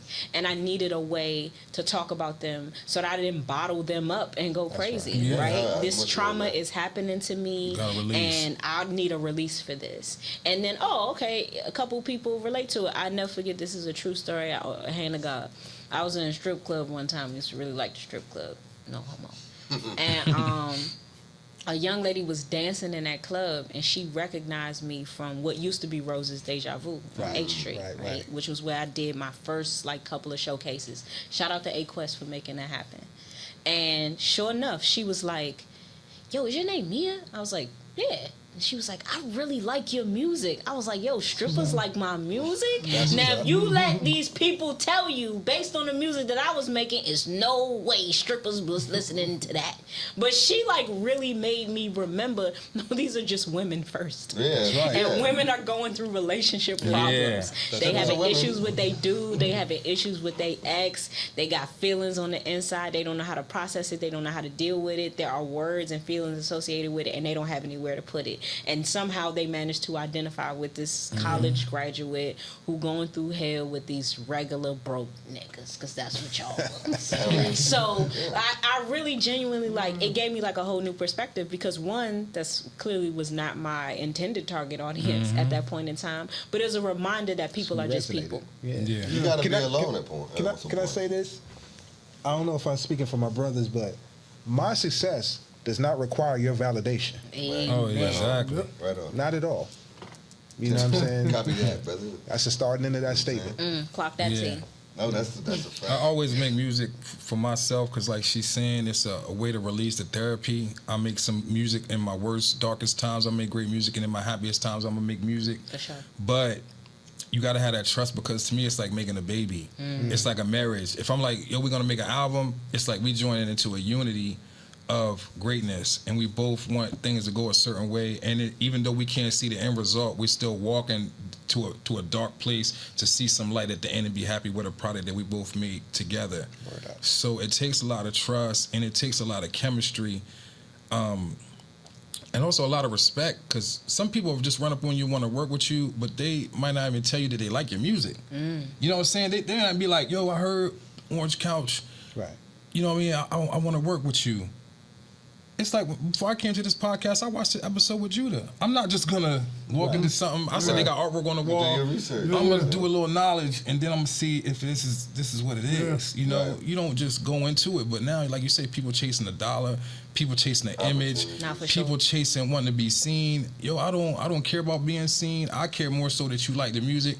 I'd rather be in a room and people are like, I really like this, and they didn't know I did it. Right. And I'm like, I'm glad you like that. And that's where the artwork and stuff comes into me, because it's like they might not know me, but they see my artwork somewhere on a T-shirt, on a billboard, on somebody else's album cover, and I can still get the props and feel good and be sitting back low key. That's what I enjoy. Right. I don't want that attention like that all the time, yo. Nah, I But feel you that. have to do it to a certain level. When I it's feel that. video time, you have to turn it on. Right. I don't even do songs, man. You know what I'm about to say. I do joyful noises. Joyful noise. Every utterance that come out of my mouth, any note that come, anything, any sound vibration is a joyful noise. Because I know what it feels like not to be able to make a joyful noise. So anytime that I can express myself, man, it's just a joy. I'm a creator creating creations for the creator. Exactly. You know what I'm saying? So it's joyful noises all day. That was beautiful. And I think, like, success looks different for every person. For sure. And I think basing your idea of success and then your contentment with it on other people's ideals is dangerous. Oh, for sure. Very dangerous. And I think it impacts your self-esteem so heavily because instead of like creating an idealized version of that for yourself, which you can then manifest and then grow in your own time, at your own pace, and in exactly the way that you deem fit for you, you're now like moving based on somebody else's hamster wheel. Yeah, exactly. And now if like things don't happen within a certain like scale of time, you're dissatisfied. And over time, especially with music, if you haven't hit a certain milestone in a certain amount of time that somebody else set for you, that resentment, it grows, it digs a hole in you. That's why like so many artists are like miserable if they've hit the top. Right. The top of something. Milli Vanilli. Right? You reach like the ultimate platform of everything that you wanted to, and then one day it all comes crashing down. And you know, rest in peace to Rob in that group, Right. man. You know, That was he, sad. he overdosed and you know, he was gone. They actually had talent, like, too. yeah, and they actually had real talent. Right. And that was that white producer's fault, by the way. Hey. All right, he did that on purpose because they wanted to get paid more. That's All right. right. So the reality is, like, I think if you create your own idea of success, then you can then manifest that at your own pace Yeah. and Have create to. success at It's your more- own you have it's pace, more right? obtainable because it's by your standards. It's more obtainable Exactly. because by your standards. And you know, I tell people all the time, like there is someone right now wishing for your Oh, believe reality. that. Believe that. For where you are, what you accomplished, for the way that you move, the way that you groove, all of the music you make, the way you write, how you think. Even that you didn't give up. Right. Because they Just- used to do it, but they gave up. Dude, Right. there's So when they see you, they like, so man, many you of our still peers. going? Right. So many of our peers that were up there. We talked about some of the homies I used to be associated with, you know what I'm saying, still friends of mine today. I'm like, what you doing? Working on music, man, like, you know, send them something. Damn, man, I wish I could still do it. Right. Like you can't. Like, dude, You you know what I'm saying? can. You didn't lose it. You just got this muscle memory. It's an exercise. That's Like, right. Get back in the gym. You know what I'm saying? And the fact that I'm still going, but also progressing at a higher rate because I understand who I am better now. Oh my gosh. telling you. The fact that I'm making better music It's like now music is teaches because you about yourself, yeah, I think. dude. It's I'm like telling you. It show you it's straight yourself. it's straight like that. Like I have no fucks Right. about what another motherfucker think about what I'm doing, and the reason why that is because I am confident, in your expression. and I've got something that you don't have. Yeah. That's right. But guess what? I guarantee you can enjoy it. That's right. And I'm going And to learn because from it. I did everything I was supposed to do, I'm certain, and that's it. And I was transparent, and I got morals in this shit. I'm telling you. That's Forget the about best it. part. Shout out to the morals, Yeah. man. Like, Right. I gotta say, like, cause like, my man and I, we have very different tastes in music, And I really hate a lot of the music that he listens to. Oh. I'm gonna go ahead and say that. He know that's true. I hate his music taste. I really do. First of all, he don't listen to nothing that was like made before or after like 2009. Well, So you missing out, brother. that's the first thing. You The missing second out thing, there. I think I listen to like a lot of that music in his car, and I'm just like, these niggas hate women. You don't hear Oh, this? it's like Yeah. that. It's like that. These now. niggas hate It go both women. ways, though. This It go is both crazy. ways. It Now, go both now, ways. I am You got them so city concerned. Nobody girls. needs nobody now. I am city so girls, man. concerned about a generation of men who like only see women in a sexual context. Right. You telling me that you made an album about the fact that you don't like to talk to girls, spend time with girls, hang around with girls, go out with girls, or spend money on girls, but you like having sex with girls. Yeah. That doesn't sound like gay. And this is where I do Yeah. my shameless plug for Project Muse by Andrew Jackson. It's an album where I am head over heels for a woman on. throughout the whole album, and it's like a hip hop opera. That's right. Where we start off every song is a scene, and it's like introduction to him seeing a girl, him taking a girl on the first date. Because I knew these days was coming. I mean, this like 4 years ago. Because I knew that it was going to be a point where men and women would be against each other. So I wanted to make music to put them together. I'm telling you. what And we need more of that. Yeah, this we is need the- more of that. This I am is so healthy for you. over music that like women are just bodies. Like obviously as a woman I'm going to hate that. But I'm concerned about like the message that sends to these kids who idolize music and really use it as a tool. NBA Right. Youngboy is a lot of people's hero. Yeah. You know what I'm saying, that are under 21. That's not frightening to y'all? Well, yeah, I Y'all mean, been to family it reunions? causes for a disconnect in the actual connection from man to woman, woman to man, and even with some women's music, like some of these female artists, it's the I don't need no man either. Right. So it changes all of that. Like everyone is giving It's no one bad nothing. for the mind. Have y'all been to family reunions? My family has Yeah, family yeah, reunions. yeah, Yeah. for sure. So you know when certain songs come on, you know how the elders get that vibe, and they might be in a walker, but they done got up Yep. and now they on the floor doing the. What's gonna happen when WAP comes on at the family reunion in the future? Well, ain't gonna be no more family reunions. No, and Because it's already not like that's that. the I think that's you know more likely. the argument older generations having now. Like they're not doing it, and again, it's two sides to it. Right. You know, I do understand the youth. I really do. I try my best to too. But We have to answer your question, there won't be as many family reunions because the youngest is not hosting cookouts to invite family or whatnot. That's right. But then on the flip side, you got to ask why.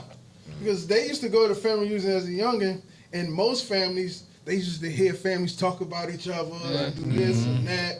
So it was not appealing to them to want to be Yeah. amongst family. And all them real That's deep. matriarchs aren't here either. That's deep. That's for man. sure. That's for deep. sure. And I can agree with that. Like, I think, like, I used to go to a lot of family reunions when I was young, but they weren't my, like, family reunions. Like, my mom's best friend, they had a big family reunion. The location changed every year. Right. Yep. And you fly out. I mean, it's like hundreds of people at this family reunion. Same And it was t-shirts and beautiful. Them the days. We had a Yeah. family reunion more get your recently Uncle for Will, my family. Probably like that joint might have been like 10 years ago now that I'm thinking about it. And I just remember thinking, these people don't like each other. Wow. like for real, like, and my immediate family is very big, and so I think that's kind of always my focus. My immediate family is like 30 people. My grandma got like 7 brothers and sisters. 2 of my uncles got 10 kids apiece. And so like I come from a very large immediate family. Right on. So Christmas dinner is still 60 people, even though it's only uncles and cousins. And counting. You know Yeah, what I'm saying? and counting. So, I mean, for me, I think, like, in going to other people's family reunions and then looking at mine, like, no, I'm not hosting this neither. Nah, I Like, mean, you look at I'm just keeping it a buck. Sorry. the I love you guys. 2010 babies, the 2015 babies. They're not gonna be interested. They might even fuck around and date one of their cousins if they ain't careful because they don't know no difference. I had You terrifying. know what I'm saying? But we I'm just saying rebuke it. that. We rebuke that spirit. No, I'm just saying because of no Right. connection. Nah, that's right? real, though. If you live in the same area, my folks are all from New Orleans, so we're the only family up here. But what I'm saying is, like, I don't foresee my son conducting like or like with the other cousins. I ain't doing it. You know what I'm saying? Like, oh, let's get everybody together. Like, why? You know what I'm saying? Yeah, come to the crib, have a barbecue. They can't even stand to be on text threads, That's good. let alone be in the That's same, good as same I can do. park. You know Come what through I'm the saying? house. We doing barbecue. We've been barbecuing all summer. I mean, but we do have to get it back, though. We have to, You know, We have to. for sure. I do understand. That's on us because we the able-bodied ones. We the so, last of the Mohicans. You know what I mean? We You know what better. that's gonna come down to? Good communication. I That's think right. like that's something that like I had my little cousin on the show last week. Shout out to Vaughn. And he embarrassed me a little bit, but something that he reminded me is like is so important, like to be an example to the kids underneath you. You have no idea how like little things are impacting them, how they carry them around. And I think like I feel like my family's in good hands with that generation of kids. Good. But I look at like my cousins that are like his age, close to his age, my nephews, and I feel like damn, they definitely not gonna be doing like this kind of shit. Like I can't see that, and that's not because they're not fully capable. I think when we look at the way that we've learned to communicate with each other, right? Because Devon is 22.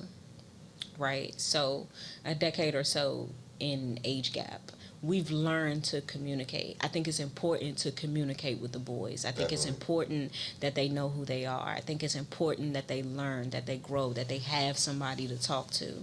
But I look at like kind of our predecessors, and I think the communication with like grandmas and great grandmas and uncles, like there's a I think for some of your family, like you never aged past 12 in their eyes. Oh yeah, of course. And it's like, you know, I'm grown as shit with a Right. mortgage and Girl, shit. get now. outta here. You I know, don't I like mean, it. in my family, I was always told when you paying your own bills, that's when you grown. I've been Right. doing that a long time. Yeah, they don't And care it's about like that. the way you talking to me is not like that's true. You know, Right. you don't pay no bills in my house, right? That's right. I tell my people, take your shoes off when you come in my house. My mama still don't do that. Well, at least put the booties on. And I love my mama. Me and my mama close. But what I'm saying is, like, I think, Yeah. like, that is a big part of the problem that we don't give enough credit to. Right. There's a level of communication that I think between my generation and, like, my baby cousin's generation that has just sort of manifested naturally, right? Learning to be open and to be honest. And also being accountable when you're not communicating effectively, right? That's I got right. that lesson last week, right? But I think that there's, like, you have to make a conscientious choice to be accountable for the way that you're communicating to the generation behind you, to consider what you're saying to them, the impact that it has, and to adjust. And I think that that's a problem when you're talking about like our older uncles and aunts who are 40, 50, 60, 70 years old, is their inability to like communicate in a way where you acknowledge that, yes, like we love you, we're respectful of like the wisdom that you've passed on, but also we're not little kids anymore. Right. Right. And you need to approach us like that. Right. We're not babies. Now we got our own entire worlds that we're trying to navigate. And I think that that's a good lesson for the older generation too, for anybody watching. Like if you got nieces and nephews or kids and grandkids, because a lot of y'all having grandkids at 35 now, which is crazy. But I think if you, no shade, but like real talk, like if you got generations coming behind you, you need to consider how you're communicating with them and how that inability to communicate is impacting the closeness of a family and how that will impact the way your generations carry on. I think about that often. Like when, God forbid, and knock on wood that is 100 years from now, but there will be a day when we will have to say goodbye to our parents, right? Who's hosting Thanksgiving? My mama and my aunties, they alternate every year. Yeah, so last year we had it at my mama's house. This year it'll be at my auntie house. This year's at my auntie house. It'll be at my other auntie house next year. That's just like something we know. We don't have to whose think house about this it. year, right? Whose house this year? I think when you think about like the next generation, like when these people, who making the macaroni and cheese? I make the macaroni and cheese now. Shout out to me. But like when you think about all of these things, right? We're not just talking about like the communication. It's all the things. It's like the recipe's not getting passed down no more.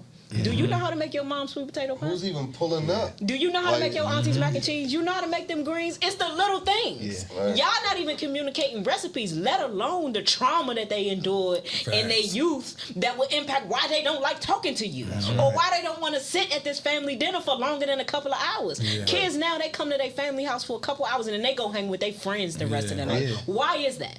That's why. Because It's because nothing. It's their more friends are the bondage. safe space. Yeah, it's Right. more Their bondage. families are not the safe space anymore. More bondage. That is That's y'all deep. generation's fault. So you know what's That's gonna happen? deep, yeah. You know what's That's gonna deep. happen is it's gonna be not a Friendsgiving. It's gonna be Friendsgiving. Friendsgiving is so big. It's Yeah. gonna Wait, that's a real For me and my Yeah, that's folks, real. yes. Already so. Friendsgiving is Yeah, huge. that's what it's gonna I'm be. having With your Friendsgiving friends. But this see, year. that's a good. And then, that's wild. so on the flip side, that's a good thing too. That's a necessary. I do. That's community. Because it Safe is space. community. Side That's stuff. So- community. Safe space. Because you're not just bringing in blood, you're bringing in community and their offspring and their so forth. And friends are your chosen family. Yeah. Right. Those are the people you actually choose to like. Yeah. Those are your that's people right. you Your choose to family like. is who you got didn't dealt. choose, but you got them. Yeah. And I think that's the problem. I think that like mentality is the problem, right? I didn't get to choose these people, so I'm just supposed to love and respect them, Yeah.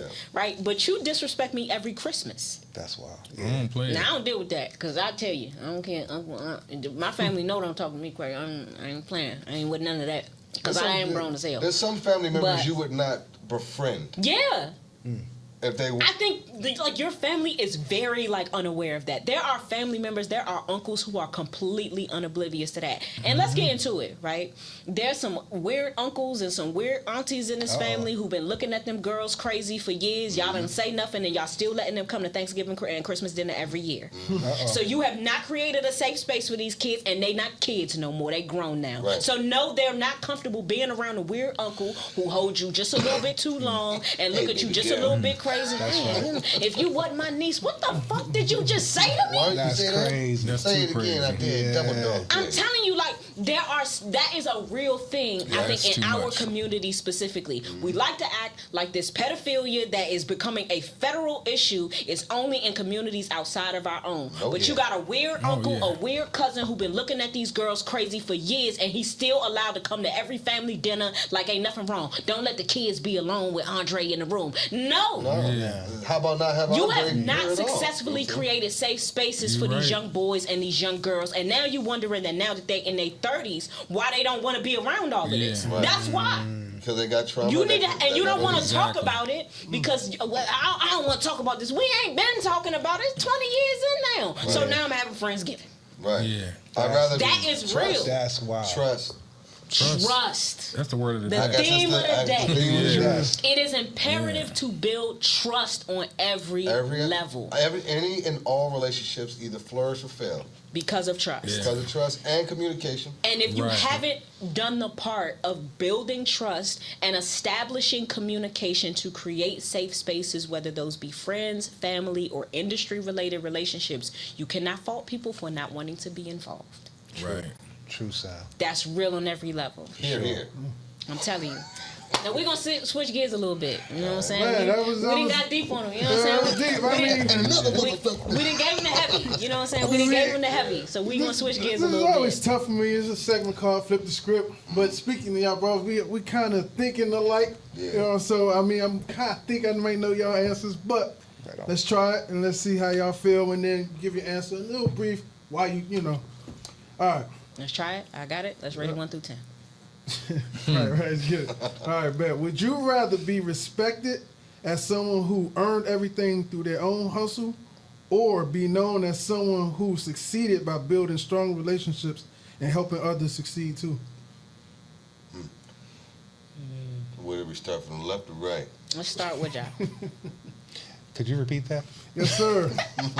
Happens every week. Say that again. Would you rather be respected as someone who earned everything through their own hustle, or be known as someone who succeeded by building strong relationships and helping others succeed too? You know what? I'm gonna pick the latter. Okay. I'm gonna pick the latter because that goes beyond me. You know what I'm saying? Yes, sir. And if you can affect something beyond yourself, that's that impact that I'm talking about. You know what I mean? Yes, sir. Yeah, Andrew? I'm going with B as well because I don't have the ego like that. You know what I'm saying? I don't even have. I mean, I got the personality to be loud and all that, and be talkative and be funny and hit all the emotions because I'm empathic. You know what I mean? That's why I make music, because I can feel the beat and give the energy back. But I'm here to. I call it like you can be number one if you're a great number two. Right. You get what I'm trying to say? Like if I get with a producer, I got to be number two because I'm getting the music inspiration from his beats. So even though I'm on stage seen as the number one, I'm representing number one as being number two. So that caused me to step up. So when I got with Judah, I got to be a listener. I got to be a student. I can't come in with an ego thinking I made it here all by myself. Right. Because you don't do nothing on your own. That's right. My man with me, he roll with me, but he give me the conversations or when I'm making music. You need to make some hooks. You don't got no hooks. So it's constructive criticism that enables me to, like you say, when it's bigger than yourself, that's when you get the effect and the longevity. So I'm going with the latter. Love it. Dave? Yeah, I think that everybody knows my answer right now because I'll take B for 500, please. But yeah, no, I mean, I love to have a bunch of different colors to make up a beautiful picture. That's right. And I don't want to have just sole success. I don't think that would be that gratifying. I think that, especially with me being able to translate that over to the next person. So yes. That sound lonely. Yes, sir. Okay. All right. I like that. It's just a good way to give game to the viewers. Okay. Sure. We spoke about fear and respect earlier, right? So here's my question. Yes, we did. Would you rather be feared by industry gatekeepers because your fan base is so loyal they can't ignore you, or be respected by the industry but have to constantly prove your commercial value?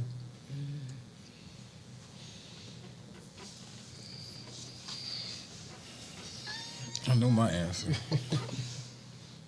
I'm sorry, you're going to have to say that one more time. I'm listening, but I'm listening hard. You know what I'm Yes, saying? sir. Would you rather be feared by industry gatekeepers because your fan base is so loyal they can't ignore you, or be respected by the industry but have to constantly prove your commercial value? Definitely the A. Mm-hmm. A. I want them to be worried, very worried, be very afraid. You know what I'm saying? Because if y'all are the gatekeepers, I am automatically against whatever you're trying to keep over there. Yes, sir. And yeah, I'm going with A on that one as well because I'm not even interested in joining over there. I don't even want to go over there. I'm trying to get to like the 10,000 mark, like I was telling him, and a high quality, low batch.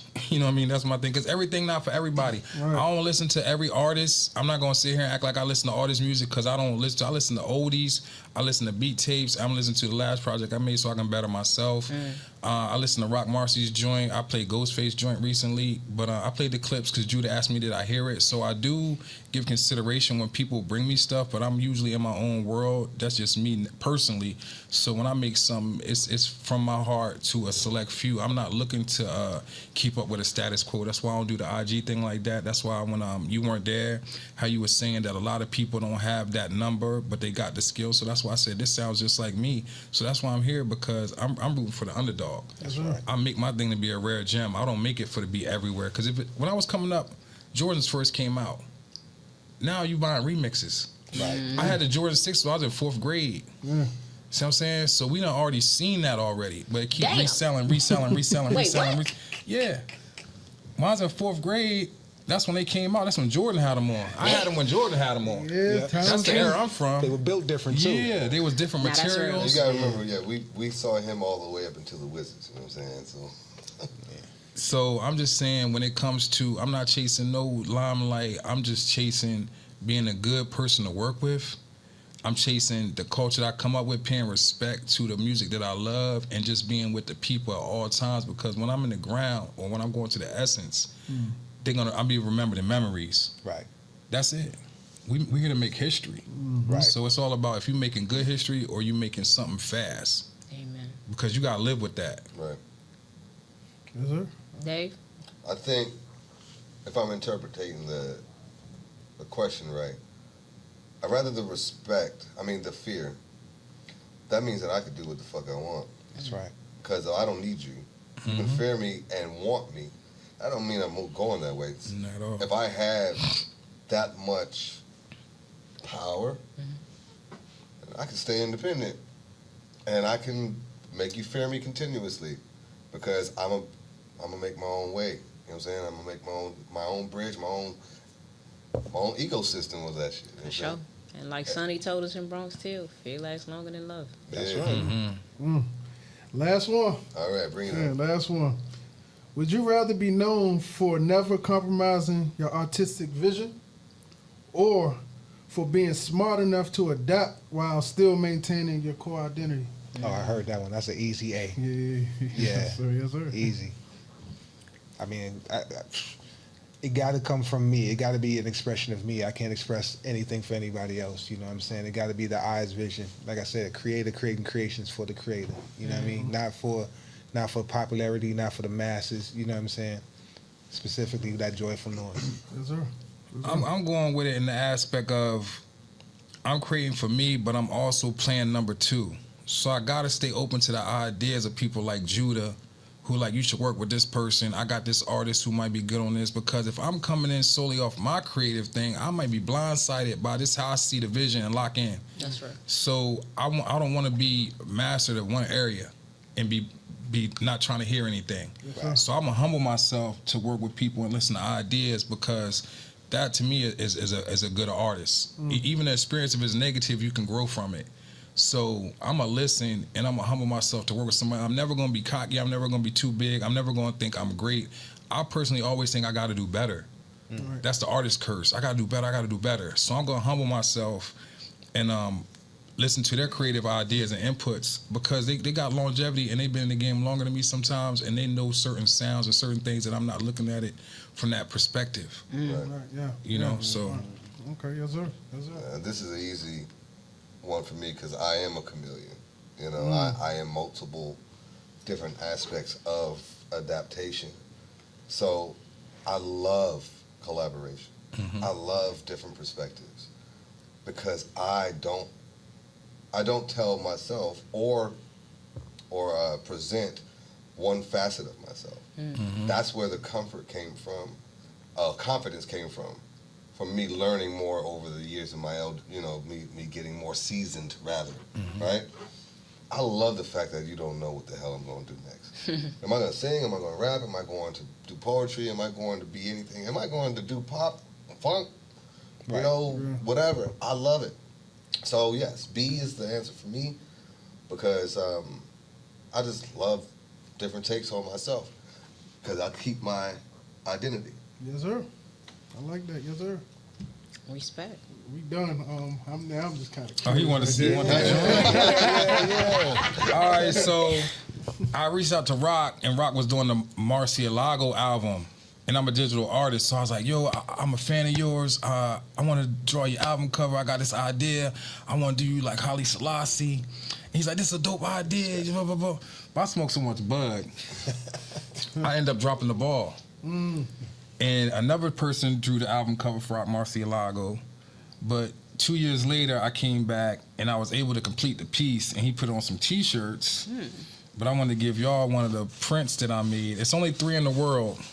Wow. I got one, and these the other 2, but I want to give you guys one here to hang in the studio. He put this all on T-shirts, so everybody across the world has a copy, but they don't got original. Wow. And they don't even know that I made it. But you guys know, and I'm from Maryland, so I want to give y'all one. Yes, sir. I appreciate this, dog. Yeah, that's That was you? that's me. You seen it on the Man, T-shirt? get out of here. See, look. Hey, that's He didn't know I made it. That's hard. That's That's what I fire. meant. Damn, Thank yes, you, sir. That's real dope. That's That's fire. real dope. You gotta hear it first, man. That's the Haile Right there. Selassie That's joint. what's up. I'm gonna That's sign it beautiful. for y'all before I leave too. Oh man, yes, sir. Yeah, That's dope, man. dog. That's wild. So That's beautiful. that means a lot to me, because that show you not to give up. Right. Because I had the attention of Rock Marcy, and it's like I dropped the ball, bro. That hurt me. That's another setback. Right. It's like you told this man you gonna do the album cover, and here you don't do it. You sitting around smoking weed and hanging out, and the ego might kick in on you. Yeah. I got Rock on the line. Yeah, I'm ready to do amazing stuff. You dropped the ball. Right. So then years later, I said, yo, I got you, Rock. I got to make something for you, man. I got to make this piece for you, bro. So I made it for him.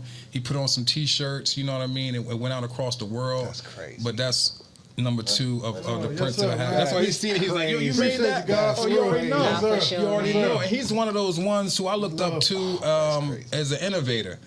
He came in with his own cadence, and he just came in with his own style, and he stayed with that underground grit. So sure. he was somebody who inspired me among the newcomers. You know him, the Bodie Jameses, you know, the Griseldas. You know, they gave us a breath of fresh air and something that we could relate to. So I had to be a part of that moment. I wanted to give y'all that. When I seen y'all had this artwork hanging up, I said, I know what I can give them. I can give them a piece of that artwork. That's So love. I appreciate I love that right there. yeah, Nice. man. That's crazy. my man's only musical taste. I like Griselda. You know what I'm saying? That's, Boom, boom, boom, boom, boom. yeah. And I drew Conway too, and he used it on a cover in New York. And he follows me on IG. See, I do a lot of stuff, but I don't talk about it because I'm not egotistical. I don't think it's egotistical to talk about on the Yeah, show. but it's I think like you want today- that is it doesn't the have to place be- to give yeah, you yourself don't your have to. flowers. So you deserve to be able to say, I was a part of this. Yeah. Don't think about it as ego. Think of it like, this is my gift. I look at it more so like, You know this is what what I'm I'm doing for Maryland, yo. Yeah. You know what I'm Yeah. saying? Well, Like, that's more reason for you to make it's sure. like I 'Cause did we need to songs be able to with say I did he- songs with Tragedy Gaddafi. I did Yeah, songs with dude. Big Twin. So it's like a Make lot it of move. artists from Maryland is up there, and y'all know them, but y'all don't know Andrew Jackson. But it's like I'm more so worried about putting us on the map than the recognition right now. I mean, because it's Dude, gonna, you gotta- It's gonna come. It's gonna It's come. chasing me now instead of me chasing that. I understand you wholeheartedly. I'm the same way. You do a lot behind the scenes. Yeah, and I keep like it up, like but that. It's gonna come because again, when we die, only one you're gonna be with is with God for real, for real. Amen. And that's the one you making your resume for Him. Right. At the end of the day, and so you're gonna get your flowers the proper way.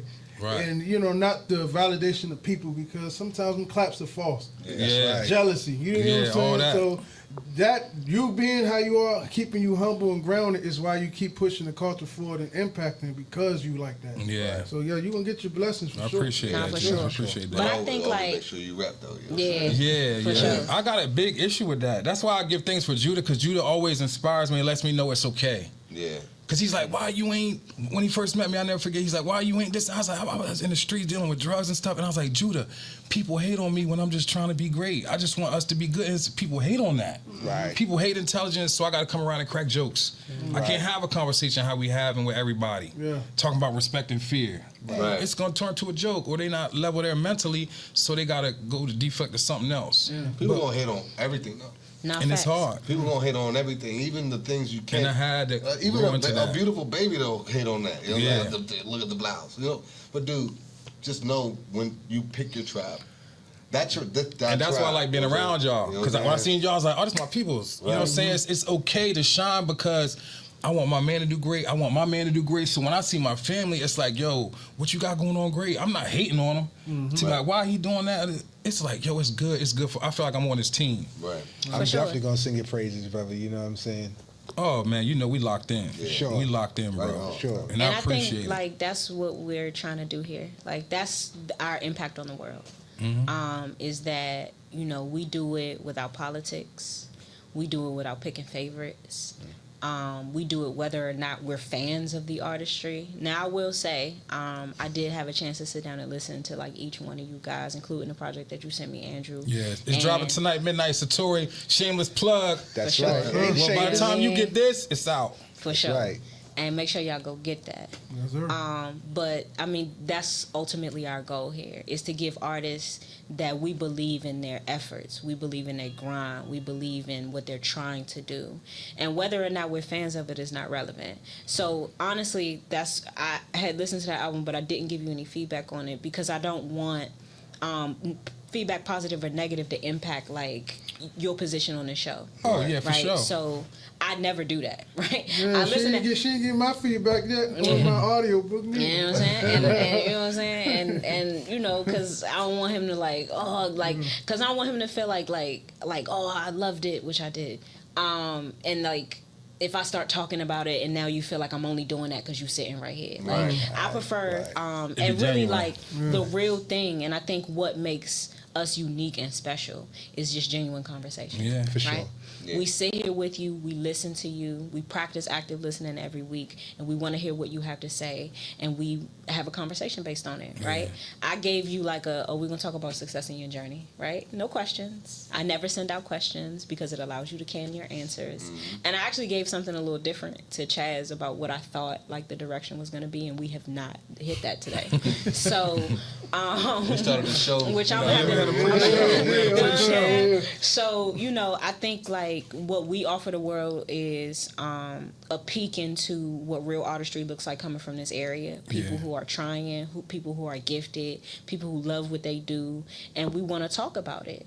And whether or not you got, you know, 5 followers or 500,000, we don't care. Because I think it's a lot of people that we've had on the show that have like large followings, and quite frankly, I just wasn't all that moved. Right. So, I mean, that doesn't do anything for me. Yeah. I think, you know, I want you guys to continue to press on with your gifts. There is not a single person sitting here that I think is not like multi-talented and special and amazing. Thank you.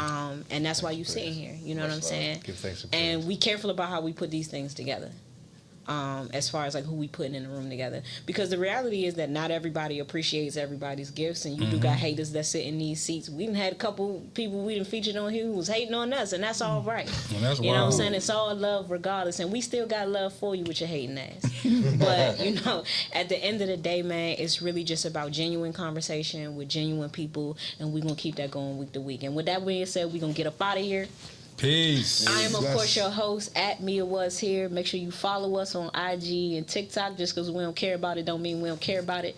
So make sure you tap in, like, comment, and subscribe to the YouTube channel, Chaz. Yes, Chaz DL, CHASDELLE, everywhere. Man, had a wonderful time with y'all brothers, man. I appreciate Love. y'all. Make sure y'all engage with the conversation. If y'all like what y'all heard, give us feedback on the show, though. You know, put the comments and, holler at us, man. And Down then, below. that's about it. And, oh, yeah, go get the bird by the door. I got Bird by something the door, out, bird too, by as the door. well. Go get that. Go get that. Close us out, brothers. Everybody, your social media, anything y'all got releasing, one more time. Yeah. Dave Robb, currently about to finalize my last album or my next album. Dave Robb, Living Poe, POE, Peace Over Everything.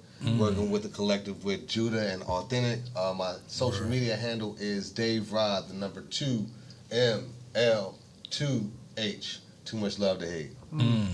And once again, Andrew Jackson on IG, Andrew_B_Jackson. Sending mad love to everybody worldwide. Much love to you guys for having me on the show. You weren't there, but we were, and we'll see y'all at the top. That's what it is. Yo, give thanks and praises for having us, man. Jah I Witness MC. That's at JAHIWITNESS. Jah I Witness. Orange Couch Sessions is available dope. everywhere. Got my man Andrew Jackson on there. Every week we're releasing another visual for Orange Couch Sessions, so make sure y'all tap in. You know what I'm saying? And much love and respect. Man, we love y'all. Thank y'all for coming. God bless Thank you and guys good for having night. us. Bless.